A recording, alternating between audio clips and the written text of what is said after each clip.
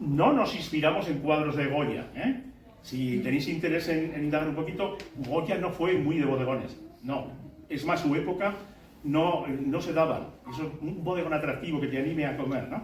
Curiosamente, que son los cambios culturales que se han ocurrido a lo largo de la historia, sí que era en casas de ricos, como nosotros, casas de ricos, no colgaban un bodegón atractivo que te anime a comer, pero sí que te colgaban medio cordero, pintado, o sea, una obra de arte. Si indagáis, si buscáis un poco, es increíble, y Goya sí que tiene algunas piezas, pero bueno, tiene a 3 perdices muertas colgadas. En el entorno cultural de aquella época, eso le daba valor al restaurante, al comedor de tu casa, ¿no? Curioso. Entonces, no se trata exactamente de sacar de Goya esa gastronomía en ese sentido, sino ese espíritu de renovación. Y esto, hacer un portal en Internet que va a estar permanentemente abierto durante todo el año con estos objetivos, ¿no?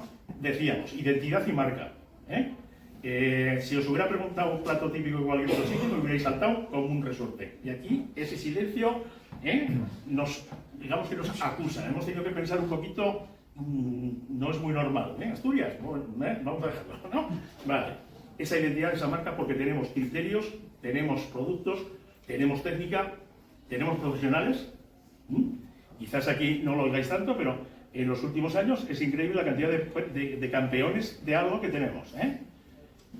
Uno de los caprichos es de Toño Rodríguez, la era de los nogales, suena por allá arriba. Él es el capitán de la selección española de cocina. Es un aragonés y ejerce además como tal. Los hermanos Carca de Casa Pedro, si vais por Zaragoza, suena, os aconsejo, ¿no? Bueno, pues campeones de etapas a nivel nacional y campeones de Europa, creo, ¿no? Del mundo subcampeones también. Y otros, curioso, ¿no? Que tengamos, y sin embargo, que pasen tan desconocidos. Perdón, somos un poco puñeteros los maños entre nosotros, los aragoneses entre nosotros, de dar valor al nuestro, quizás necesitaremos un poquito más.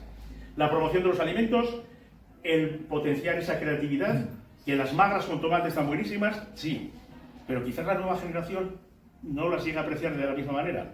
Se pueden hacer muchísimas cosas, o al menos tendremos que defendernos ante la invasión de cocinas asiáticas y de otros sitios. Bueno, tenemos argumentos para hacerlo, ¿no? Y potenciar el turismo gastronómico.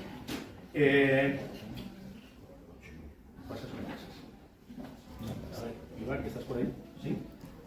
¿Lo paso?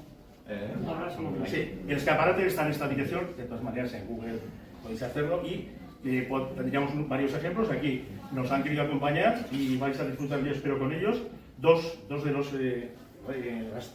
a estos sitios que presentan sus caprichos, porque veáis uno, precisamente el de Casa Pedro. Se ha ido a hacer un pueblo braseado con velouté de sardina ahumada, sardina rancia, para civil, nuestro de toda la vida, ¿no? Con cecina madurada, alimentos de Aragón, con una combinación perfecta. Ellos son los que fueron campeones de Europa de tapas y de España en Valladolid y otros premios, ¿no? Alimentos de Aragón. Con esto son capaces de hacer algo tan rico como... Presenta una ficha que la podéis ver cuando queráis.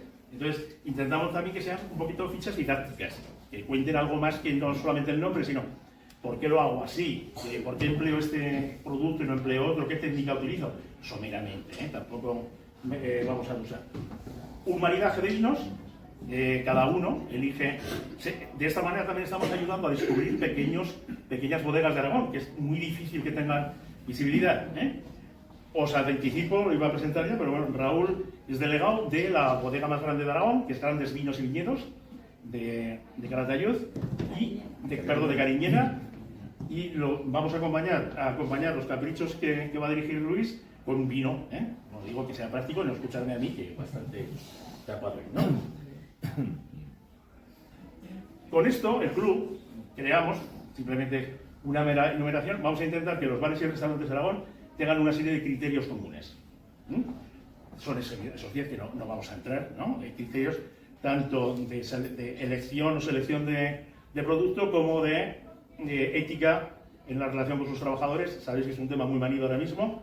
¿Cómo está la hostelería? ¿Qué está pasando? Bueno, hay gente maravillosa en sus bares y restaurantes, como tenemos aquí presentes, que hace que su personal esté muy contento trabajando. Parece que los medios se están cebando. Es que nadie quiere trabajar de camarero, es que nadie quiere trabajar en la hostelería. Y sí, hay mucha gente que quiere trabajar, afortunadamente, y gracias a ello. hay sitios que da gusto ir, ¿no? Bueno, pues eso o criterios de sostenibilidad. También pasaré un segundo ahora al terminar la palabra a Emma. Emma es la directora de proyectos de la Fundación Restaurantes Sostenibles. Se ha creado a nivel estatal, incluso iberoamericano, una fundación precisamente para estos criterios que no son solamente cuidar el medio ambiente, cuidar a las personas, cuidar a los negocios, cuidar la responsabilidad social, la inclusión, hoy por hoy, la inclusión de personas con dificultades. La hostelería está siendo una de las vías más importantes. Nosotros, pues modestamente, Zaragoza con Luis, pues tenemos nuestras actividades, llevamos desde antes del COVID haciendo talleres de cocina para niños con discapacidad intelectual, algunos severa, y imaginaros para nosotros el placer profesional que supone y para sus familias el ver que sus niños, adolescentes, ¿no?, les hacen el sábado la cena en la cocina, se lo llevan, eso es algo increíble. Bueno, pues la inclusión, todos esos aspectos que forman la sostenibilidad.